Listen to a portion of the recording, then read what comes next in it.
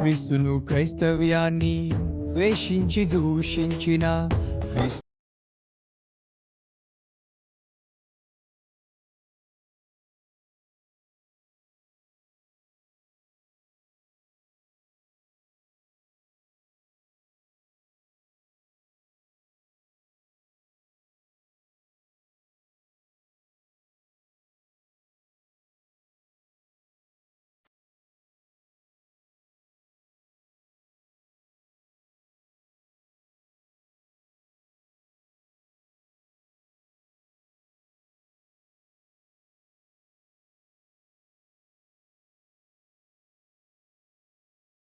ఈ రోజు కాక దేవుడు నీతో మాట్లాడితే నీకు ఎవరు చెప్పాడంట?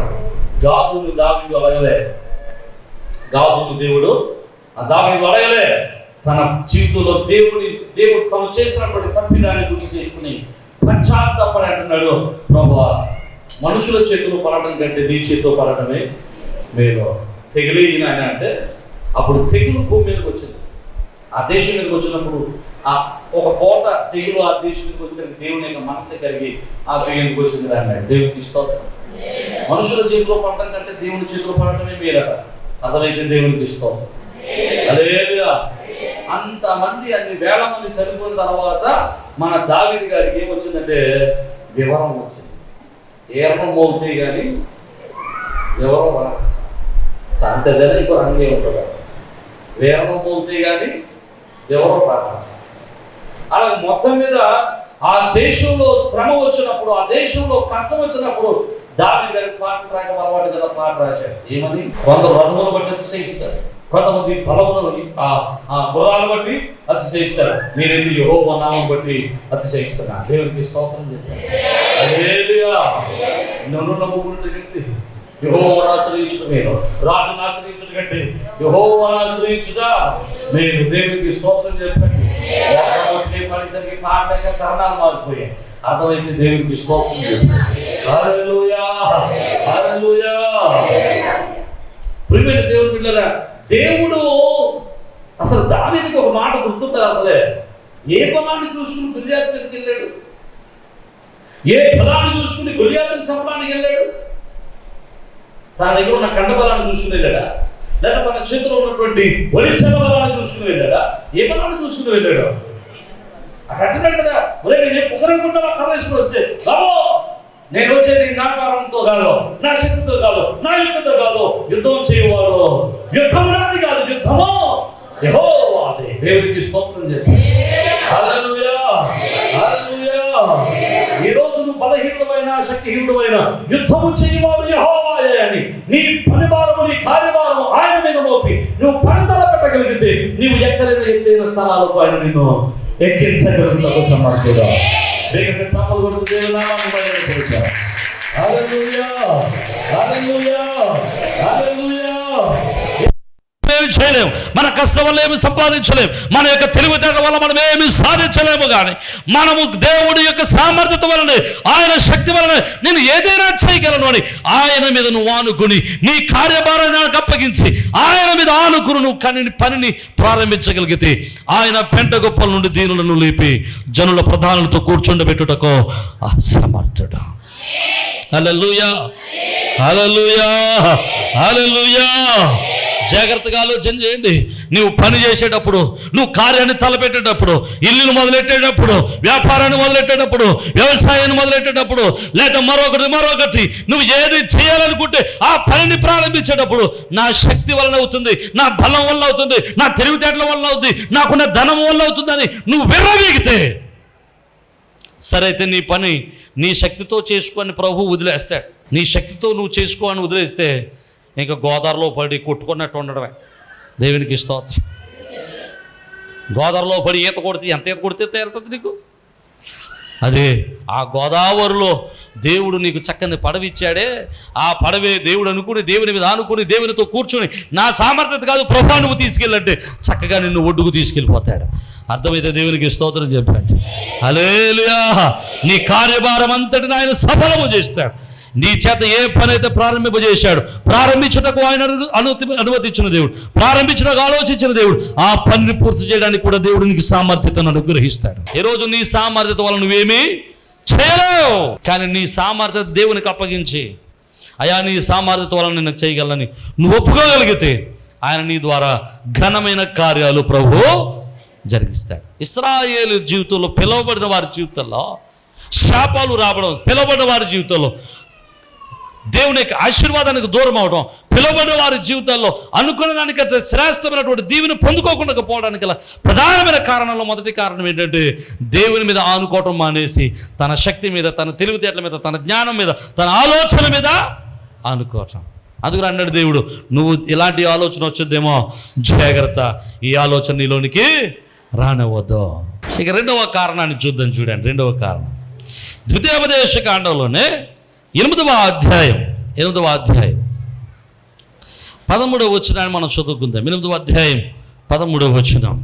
నీకు వెండి వృద్ధి అయి నీకు వెండి బంగారు విస్తరించి నీ కలిగినంతయు వర్ధిల్లినప్పుడు నీ మనస్సు మధించి దాసుల గృహమైన ఐగుప్తు దేశంలో నుండి నిన్ను రప్పించిన నీ దేవుడని యెహోవాను మరిచిపోతావేమో, జాగ్రత్త.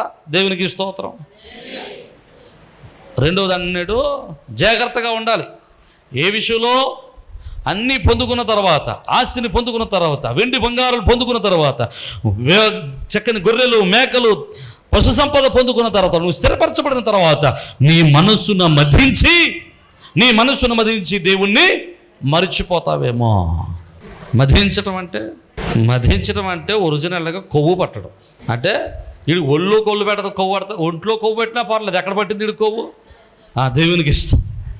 మనసులో కొవ్వు పట్టి వీడు కళ్ళు నెత్తి మీదకి వెళ్ళిపోయాడు. కళ్ళు నెత్తి మీదకి వెళ్ళి ఎవరిని మర్చిపోయాడంటే తనను దీవించిన దేవుణ్ణి, తన కనికరించినటువంటి దేవుణ్ణి, తనను కృప చూపించినటువంటి దేవుణ్ణి, తనను ఆశీర్వదించిన దేవుణ్ణి, తన తనను స్థిరపరిచిన దేవుణ్ణి మర్చిపోయి మనస్సులో మదించి గర్వించి దేవుని యొక్క కృపకు దూరము అవుతున్నాడు. దేవుని యొక్క వాక్యం ఇదే చెబుతుంది, జాగ్రత్త, నువ్వు మనస్సులో కానీ గర్విస్తావేమో. అందుకనే వాక్యంలో చక్కటి మాట ఉంటుంది, హృదయము ఘోరమైన వ్యాధి కలదు. మనస్సు హృదయము వ్యాధితో నిండినటువంటి కపట కేంద్రం. అంటే కపటంతో నిండిపోయింది. ఈ హృదయమే మన జీవితాల్ని పాడు చేసేది, ఈ హృదయమే మన జీవితాల్ని నాశనం చేసి, మనసే మన జీవితాల్ని సంచలనం చేసేటువంటిది. అందుకనే ప్రభు యొక్క వాక్యం మరొకసారి చెప్తా ఉంటాడు. చూడండి, ద్వితీయోపదేశ ఖండంలోనే మోషే గారు రెండవసారి తన ప్రజలకు తెలియపరుస్తూ చెప్తున్నాడు. 4వ అధ్యాయం 9వ వచనం చూడండి. అయితే నీవు జాగ్రత్త పడుము, నీవు కన్నులారా చూచిన వాటిని మరవకుండానట్లు, అవి నీ జీవితకాలం అంతయు నీ హృదయంలో నుండి తొలగిపోకుండానట్లు నీ మనస్సును బహు జాగ్రత్తగా ఆమేన్ నీ కుమారుల కుమారులకు వాటిని నేర్పాలి. దేవునికి స్తోత్రం.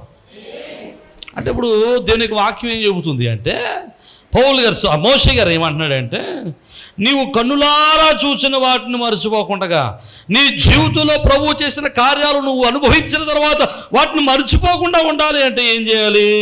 నీ మనస్సును జాగ్రత్త పెట్టుకోవాలి. దేన్ని జాగ్రత్త పెట్టుకోవాలి? మనస్సును జాగ్రత్త పెట్టుకోవాలి.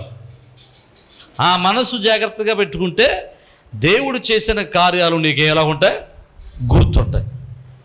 మనం ఏం చేస్తామంటే దేవుడు చేసిన కార్యాలు మర్చిపోతూ ఉంటాం. మనుషునికి దేవుడిచ్చిన గొప్ప వరం ఏంటంటే మర్చిపోవటమే. ఏది మర్చిపోవటం? దేవుడు చేసిన మేలు మర్చిపోవటమే గొప్ప వరం. మనం మర్చిపోవలసినవి మర్చిపోం, గుర్తించుకోవాల్సినవి గుర్తించుకోవాల్సినవి మర్చిపోతాం, మర్చిపోవలసినవి. కొంతమంది దెబ్బలాడుకున్నప్పుడు చెప్తారు, పలానా తారీఖు పలానా రోజు నువ్వు నన్ను ఎట్లాగా అన్నావు, అది గుర్తుంటుంది కదండి. ఆ రోజు తుఫాను వచ్చిన రోజు నువ్వు నన్ను ఏమన్నావు కదా. అసలు డేట్లతోనూ ప్లేసులతో అన్నీ జ్ఞాపకం ఉంటాయి. పోనీ పుట్టినరోజులు జ్ఞాపకం ఉన్నాయంటే సంతోషం, తిట్టినవి కూడా జ్ఞాపకం పెట్టుకుంటారు ఇలా. కానీ మేలు పొందుకున్నాయి మాత్రం మరిచిపోతారా? ఎప్పుడు ఇచ్చావా నువ్వు నాకు? ఇచ్చిన నోరు పూసుకుని ఫోన్ లేదా ఇవ్వలేదు, ఎందుకు ఇవ్వలేదు, నేను ఇవ్వలేదు, నేను నీకేం మేలు చేయలేదు, నోరు పూసుకుని వెళ్ళిపోతాడు, ఏం చేయలేక. దేవుడు చేసిన మేలులను మనం మర్చిపోకుండా ఉండాలి. ఎందుకు అపోస్తలుడైన పౌలు అంటాడు, జాగ్రత్తగా వినండి, మానక కృతజ్ఞతాస్తుతుల గురించి మనం పోయిన వారం పేతురు గారి ఇంట్లో మనం నేర్చుకున్నాం. దేవునికి స్తోత్రం. ఎలా చెల్లించాలి కృతజ్ఞతాస్తుతులు? మానక చెల్లించాలి, ఎల్లప్పుడు కృతజ్ఞతాస్తుతులు. ఎందుకు కృతజ్ఞతాస్తుతులు చెల్లించాలి అంటే దేవుడు చేసిన మేలులను మరచిపోకుండా ఉండటం కోసం, దేవుడు చేసిన కార్యాలు మర్చిపోకుండా ఉండటం. మరచిపోవడం వల్ల ఏమవుతుందంటే దేవుని మీద విశ్వాసాన్ని కోల్పోతాం, దేవుని మీద నమ్మకాన్ని కోల్పోతాం, దేవుని మీద దేవుని యొక్క ఆశీర్వాదాన్ని కోల్పోతాం, దేవుని యొక్క కనికరాన్ని కోల్పోతాం. ఇంతకుముందు మనం పొందుకున్నటువంటి మేలు మర్చిపోతే ఈరోజు మనకు వచ్చిన కష్టంలో మనం ధైర్యంగా నిలబడలేము. దేవునికి స్తోత్రం. ప్రియమైన దేవుని పిల్లలు, జాగ్రత్తగా మనం చూస్తే దేవుని యొక్క వాక్యంలో మోషే అంటున్నాడు, ఇదిగో దేవుణ్ణి మరచిపోతారేమో. దేవుణ్ణి మరచిపోవటం వలన మీరు మీ జీవితంలో ఆశీర్వాదాన్ని కోల్పోతారు. దేవుణ్ణి మరచిపోవటం వలన, దేవుణ్ణి మరచిపోయి తిరగటం వలన దేవుని కృపకు మీరు దూరం అవుతారు. మీరు మీ మనసులో మదింపు రాకుండా, మనసులో గర్వము రాకుండా, మనసులో చెడు ఆలోచనలు రాకుండా, మనసులో చెడు అభిప్రాయం రాకుండా మీరు స్థిరమైన మనస్సు కలిగిన వారే జీవించండి. అందుకని మన మనస్సును ప్రభువుకి ఇవ్వాలి, మన ఆలోచనలు ప్రభువుకి ఇవ్వాలి, మన హృదయం నిండా ప్రభువు నింపాలి. దేవునికి స్తోత్రం అని చెప్పాడు. హల్లెలూయా. హృదయమును ప్రభువుకి ఇస్తే, హృదయంలో ప్రభువుకి స్థానం ఇస్తే, ఆ హృదయమును ప్రభువుకి అంకితం చేస్తే ఆయన హృదయములో నివాసం ఉండి ఆ హృదయముల మనలను ఆయన ఏం చేస్తుంటాడంటే దేవుని చిత్తము చెప్పిన ఆయన చిత్తానుసారంగా మనలను బలపరుస్తూ ఉంటాడు. అర్థమైతే దేవునికి స్తోత్రం.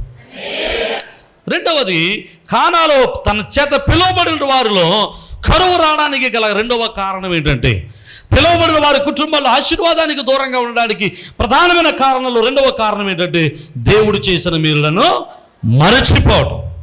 దేవుడు చేసిన మేలును మరచిపోవటం. మొదటి కారణం ఏంటి? దేవుని మీద నమ్మకం పెట్టడం మానేసి మన శక్తి మీద, మన యొక్క బలం మీద నమ్మకాన్ని పెట్టుకోవటం. ఎగ్జామ్ రాసావు, నేను బాగా రాశాను కాబట్టి పాస్ అవుతాను కాదు, దేవా నీ చిత్తం అయితే నన్ను, దేవునికి స్తోత్రం. పాస్ట్ గారు పాస్ చేయడం, నేను రాశాను కాబట్టి పాస్ అయినాడు కదా, నీ వల్ల అవ్వదు. దేవుని సామర్థ్యత, దేవుని యొక్క శక్తి నువ్వు పొందుకుంటే దేవుడు నీ చేత ఆ ఘనమైన కార్యాలు జరిగిస్తాడు. ఒకటి, ఆయన సామర్థ్యత మీద అనుకోవాలి. రెండవది, ఆయన చేసిన మేలులను మరచిపోక ఉండాలి. ఇక మూడవది, నేను తొందరగా ముగించడానికి ప్రయత్నం చేస్తాను, ఈరోజు డిస్టర్బెన్స్ ఎక్కువగా ఉంది. చివరి మాట నేను జ్ఞాపకం చేసి నేను ముగించడానికి నేను ప్రయత్నం చేస్తాను. కానాలో కరువు ఉండే సమయానికి మనం చదువుకున్న సందర్భంలో 42వ అధ్యాయంలో కానాలో కరువు ఉండే సమయానికి కానాలో పిలువబడిన జనాంగముగా అబ్రహాము సంతానమైనటువంటి యాకోబు సంతానం నివాసం ఉంటున్నారు. యాకోబు సంతానములో నివాసం ఉంటున్నప్పుడు యాకోబుకు దేవుడు 12 మంది బిడ్డలను ఇచ్చాడు. కానీ 12 మందిలో ఒకడు అక్కడ లేడు. ఎవరు లేడు? యోసేపు లేడు. యోసేపుని ఏం చేశారు వీళ్ళు? యోసేపును అమ్మేశారు. యోసేపును అమ్మేయగా యోసేపు ఫిలిస్తీన్లు కొనుక్కుని ఫిలిస్తీన్లు తీసుకెళ్ళి ఐగుప్తీయులకు అమ్మేశారు. ఐగుప్తీయుల్లో పోతీఫర్ అనేవాడు ఆ యొక్క యోసేపును కొనుక్కుని పనిలో పెడితే యోసేపు చేసిన పని అంతటిని దేవుడు సఫలము చేశాడట. చూడండి, మనం చదువుదాం ఒకసారి ఆ మాట. ఆదికాండం 39వ అధ్యాయం 2వ వచనం చదువుదాం. యెహోవా యోసేపునకు తోడైండెను గనుక అతడు వర్ధిల్లుచు తన యజమానుడకు ఆ ఐగుప్తుని ఇంట ఉండెను. యెహోవా అతనికి తోడై ఉండెననియు అతడు చేసినదంతయు అతని చేతులు యెహోవా సఫలము చేసిననియు అతని యజమానుడు చూచినప్పుడు యోసేపు మీద అతని కటాక్షము కలిగెను.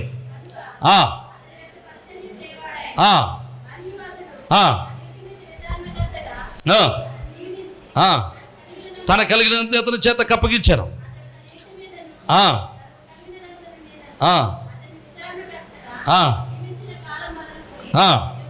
యెహోవా యోసేపు నిమిత్తము ఐగుప్తుని ఇంటిని ఆశీర్వదించెను.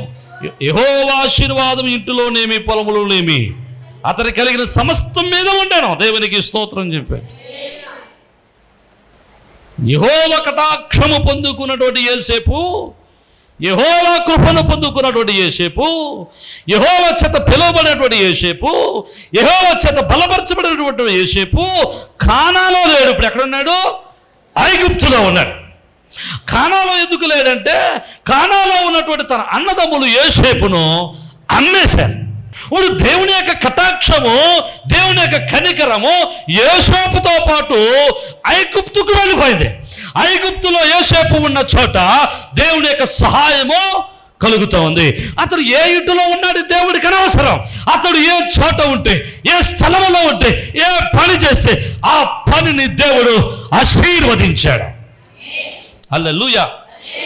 దేవుని చేత పిలువబడినటువంటి నీవు, దేవుని యొక్క కటాక్షం పొందినటువంటి నీవు, దేవుని మహిమ చేత పిలువబడినటువంటి నీవు, క్రీస్తు రక్తంలో కడగబడిన నువ్వు ఏ చోట ఉంటే ఆ చోట దేవుని యొక్క కటాక్షము నీకు కలుగునుగాక.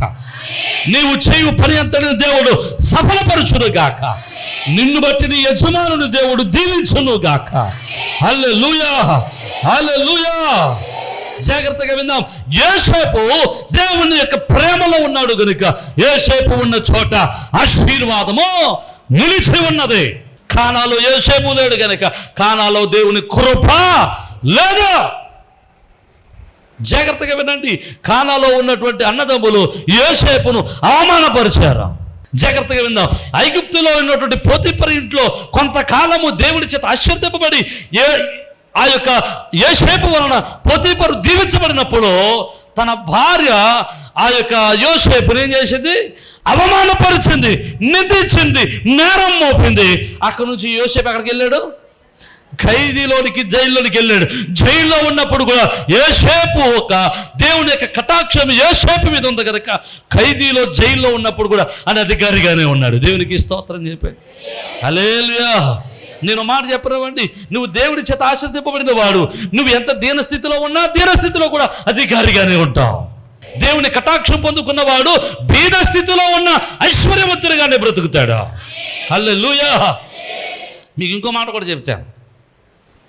అన్యులకు కలిగి ఉన్న ఆస్తి కాదు కానీ మనకు కలిగి ఉన్న లేమి, మనకు ఆదాయం లేకపోయినా అప్పులు ఉండవండి. దేవునికి స్తోత్రం. సెపరేట్. వాళ్ళకి ఆస్తులున్నా అంతస్తులున్నా అప్పులు ఉంటాయండి. అప్పులున్న ఆస్తులు ఏ మూలకండి? దేవునికి స్తోత్రం చెప్పండి. హల్లెలూయా. అది సమృద్ధి కాదు, ఇది సమృద్ధి. డబ్బులు కలిగి ఉన్నప్పుడు అప్పులు ఉండవు, సమృద్ధి కాదని నా ఉద్దేశం. అప్పులు లేకుండా ఉండడమే సమృద్ధి. జాగ్రత్తగా మనం ఆలోచన చేస్తే యోసేపు ఉన్న ఇంటిలో పోతీఫరుని ఆశీర్వదించాడు. పోతీఫర్ దగ్గర నుంచి ఖైదీలోకి వెళ్తే ఖైదీలో దేవుడు ఆశీర్వదించాడు. ఖైదీ దగ్గర నుంచి జైల్లో నుంచి ఎక్కడికి వెళ్ళాడు? దేశం మీద అధికారిగా అయ్యాడు. ఏ దేశం మీద అయితే యోసేపు అధికారి అయ్యాడో ఆ దేశంలో దేవుడు ఆశీర్వదించాడు. ఆమేన్, హల్లెలూయా. ఏ దేశం మీద యోసేపు అధికారిగా ఉన్నాడో ఆ దేశంలో దేవుడు సమృద్ధి అయిన ఆహారాన్ని ఇచ్చాడు. ఎంత భూమి మీద అయితే యోసేపు అధికారం కలిగి ఉన్నాడో అంత భూమి మీద దేవుని యొక్క కటాక్షము నిలిచి ఉన్నది. దేవుని కటాక్షం పొందుకున్న నీవు నీ ఇంటిలో ఏమీ లేకపోయినా దానిని దేవుడు సమృద్ధిగా మార్చగలడు. ఆయన లేమిని కూడా కలిమిగా మార్చగలడు. యోసేపు ఉన్న ఆ ఐగుప్తు ధాన్యముతో ఉన్నది. యోసేపును అమ్ముకున్నటువంటి కానా కరువులో ఉన్నది. ఈరోజు నువ్వు యోసేపును కలిగి ఉన్నావా, అమ్మేసుకున్నావా? బైబిల్ గ్రంథంలో యోసేపు క్రీస్తుకు సాదృశ్యం. చూడండి, కొన్ని పోలికలు చెప్తాను. యోసేపు ఎలాంటి వస్త్రాన్ని అయితే ధరించాడో యేసువారు సేమ్ అలాగే వస్త్రాన్ని ధరించాడు. యోసేపు ఎలాగైతే అమ్మివేయబడ్డాడో యేసువారు కూడా అలాగే అమ్మివేయబడ్డాడు. దేవునికి స్తోత్రం.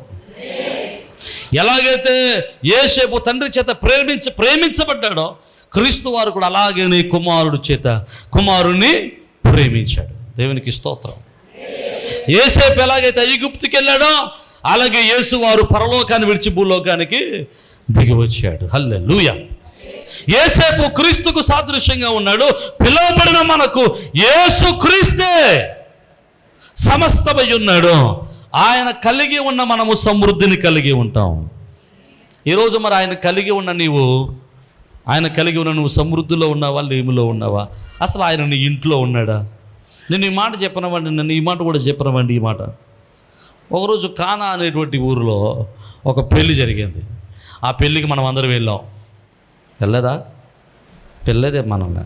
దేవునికి స్తోత్రం. ఆ పెళ్ళికి మనం అందరం వెళ్ళామంటే మనందరం తెలిసేని అర్థం.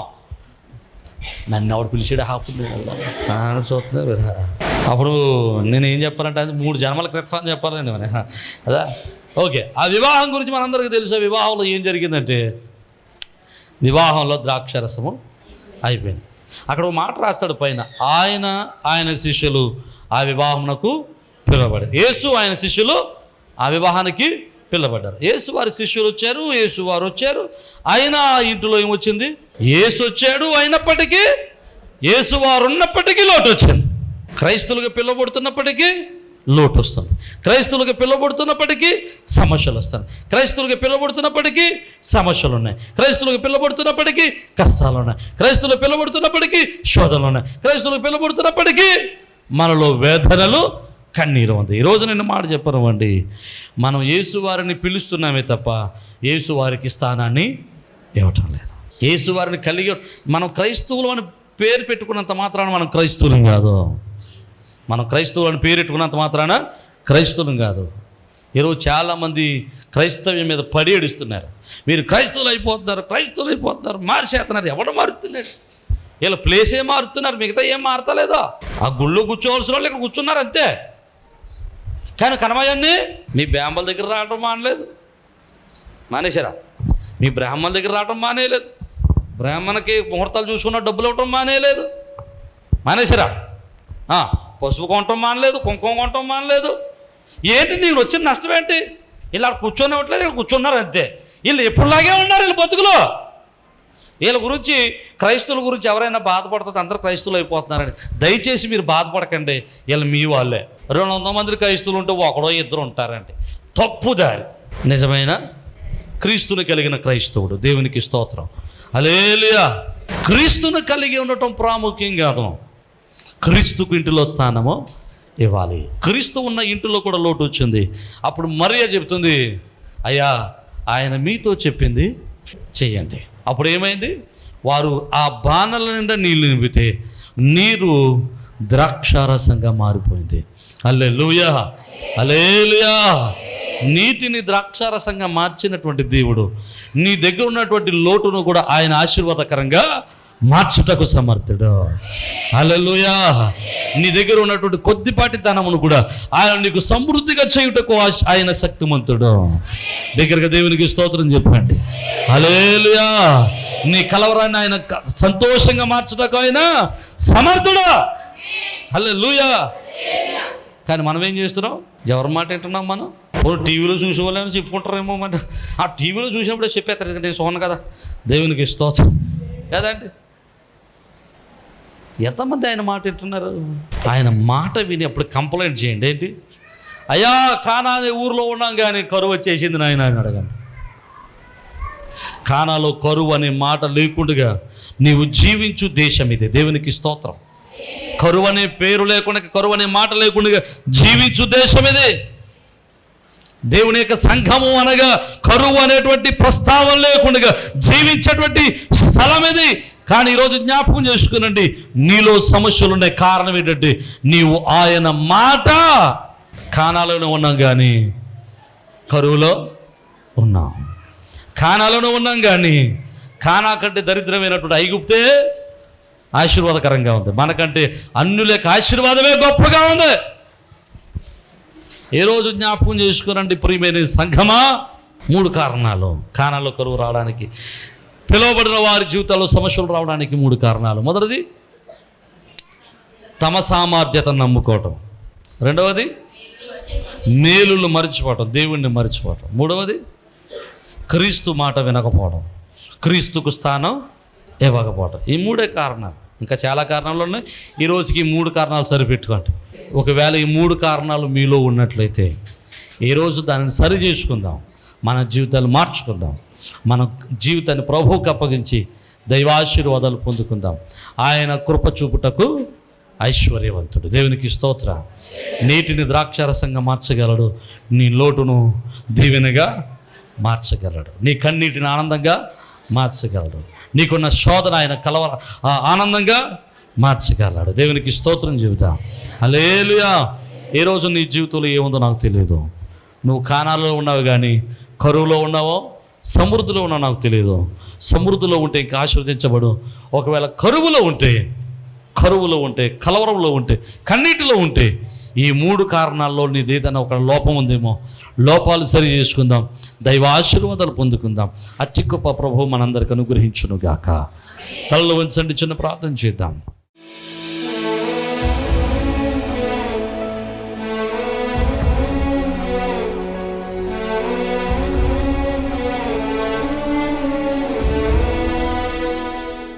సర్వకృపానిధి, ప్రేమ కలిగిన తండ్రి, జీవాధిపతి, మీకు వందనాలు, స్తోత్ర ప్రభాయిగో తండ్రి.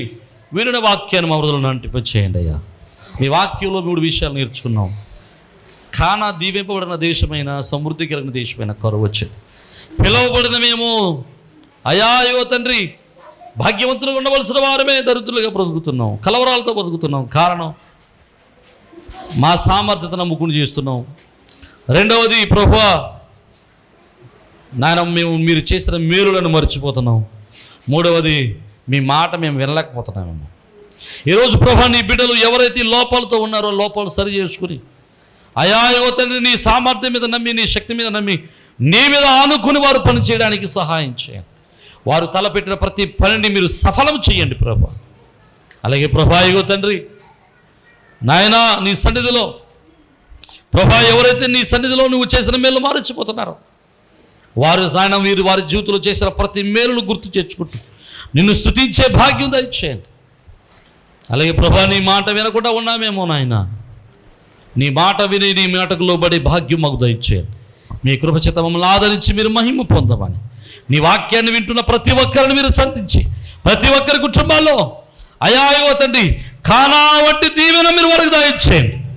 కరువును దూరపరిచి కానా సమృద్ధిని వరకు దయచేయండి. మీ కృపను అనుగ్రహించి మీరు మహిమ పొందమని యేసు పరిశుద్ధ నామమును బట్టి మేము స్తుతించి వేడుకొనుచున్నాము మా పరమ తండ్రి. ఆమేన్. ఆమేన్. అందరికీ షలోం.